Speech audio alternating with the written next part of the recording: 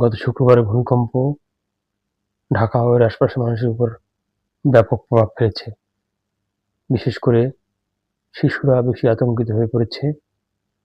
ওরা এখনো ভয়ে কেঁপে উঠছে, স্কুলে যেতে চাচ্ছে না। বারবার মনে হচ্ছে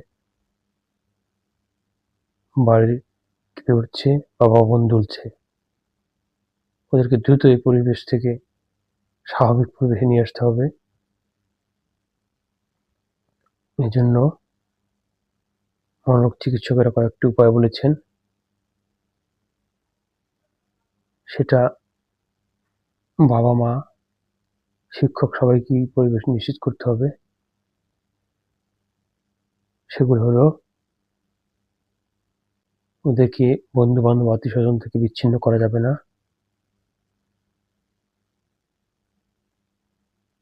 পর্যাপ্ত ঘুমের পরিবেশ নিশ্চিত করতে হবে।